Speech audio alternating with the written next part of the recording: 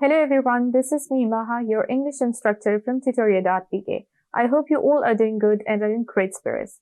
In today's video lecture, we are going to discuss Unit 3, जो कि एक poem है and its name is Good Timber. First of all, we will go through a brief life history of the poet, जिसका नाम है Douglas Mallock. Douglas Mallock, May 5th, 1877, July 2nd, 1938, was an American poet, short story writer, and associate editor of American Lumberman, a trade paper in Chicago. He was known as a lumberman's poet, both locally and nationally.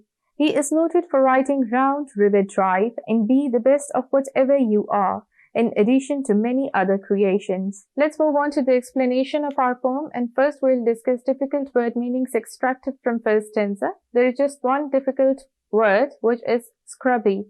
It means inferior in size or quality, covered with short trees and bushes. Urdu में हम इसे कहेंगे दरख्त और झाड़ियां से ढका हुआ या कमतर. Let's move on to its explanation. And before explaining your stanza, don't forget to write reference line, which is written as these lines are taken from poem Good Timber written by Douglas Mallock. A poet or poem का नाम inverted commas में लिखोगे. So then you will move on to your paraphrasing or explanation. First stanza में writer किस बारे बात करता है? Good Timber. Good Timber के बारे में ये पूरी poem है. Throughout the poem एक metaphorical comparison draw किया गया है किसके दरमियान? Trees और humans के दरमियान. ट्रीज को मेटाफोरिकली ह्यूमन से कंपेयर किया गया है. जो भी वो प्रोसेस ट्रीज जो है गो थ्रू करते हैं for becoming strong rooted trees, उस प्रोसेस को ह्यूमंस के प्रोसेस से कंपेयर किया गया है जो कि वो गो थ्रू करते हैं in for becoming a strong human being. Poet says कि जो भी ट्री स्ट्रॉन्ग बनता है उसको अपने हिस्से की नेसेसिटीज पूरी करने के लिए स्ट्रगल करना पड़ता है, फाइट करना पड़ता है, अपने हिस्से की एयर, सन, लाइट, वाटर लेने के लिए डिफिकल्टीज को फेस करना पड़ता है, तभी एक ट्री जो है वो स्ट्रॉन्ग रूटेड ट्री बनता है. Same is the case with main. अब कोई एक इंसान है जिसको जिंदगी में कभी कोई मुश्किल का सामना नहीं करना पड़ा, उसको रेडली हर चीज जो है वो मिल गई है, उसको कभी कोई एफर्ट नहीं करना पड़ा अपने किसी भी गोल को अचीव करने के लिए. उसे जब कोई भी मुश्किल उसकी लाइफ में आती है उसे पता ही नहीं होगा कि how to tackle that situation, how to face that difficulty. In this way एक इंसान जिसको डिफिकल्टीज बहुत ज्यादा फेस करनी पड़ी हैं लाइफ में, उसको पता है कि लाइफ के अप्स एंड डाउन्स क्या होते हैं, लाइफ के अप्स एंड डाउन्स के फेस कैसे करना है. उस इंसान की पर्सनालिटी जो होती है वो वेल फॉर्म्ड पर्सनालिटी होती है, वेल शेप्ड पर्सनालिटी होती है. In contrast to the other situation, उस इंसान की पर्सनालिटी वेल शेप नहीं होती है क्योंकि उसे पता ही नहीं होता है कि what are the hardships of life. इस तरीके से एक इंसान रिस्पॉन्सिबल और मैच्योर इंसान नहीं बनता है, उसके अंदर लीडरशिप क्वालिटीज नहीं होती हैं, उसको अपने ट्रू पोटेंशियल का अंदाजा नहीं होता है. सो पोएट सेज कि ऐसे इंसान जो होते हैं वो एक ऑर्डिनरी लाइफ गुजारते हैं.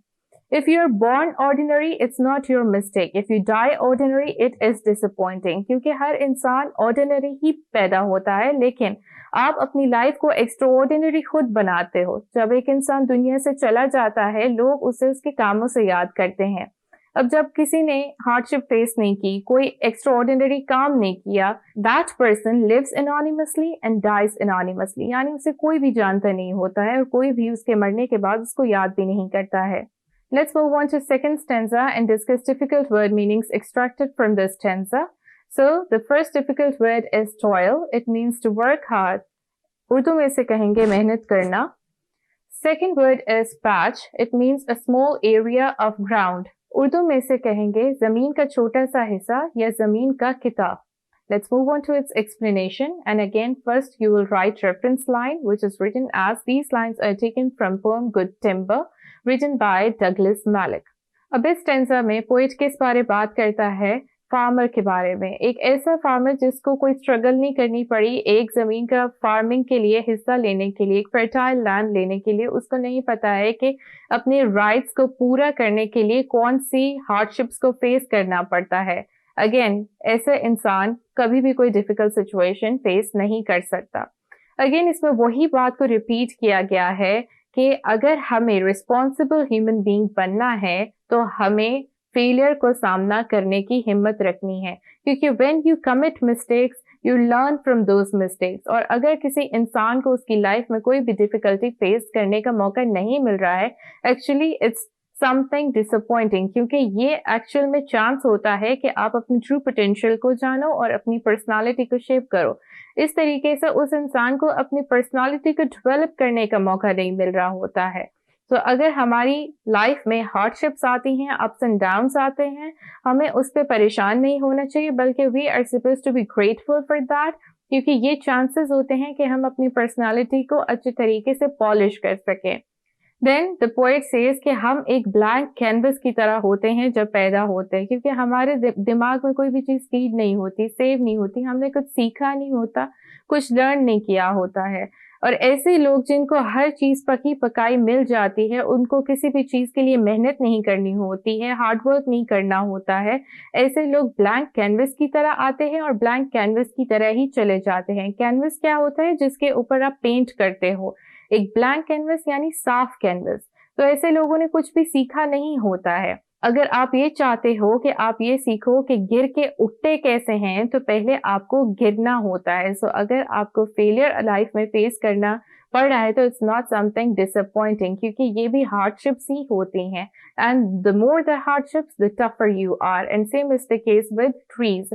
जितने भी वो मौसम की सख्ती बर्दाश्त करेंगे, हर मौसम को देखेंगे, समर विंटर स्प्रिंग, तो उतना ही वो स्ट्रॉन्ग रूटेड और पावरफुल और टॉल ट्रीज बनते हैं।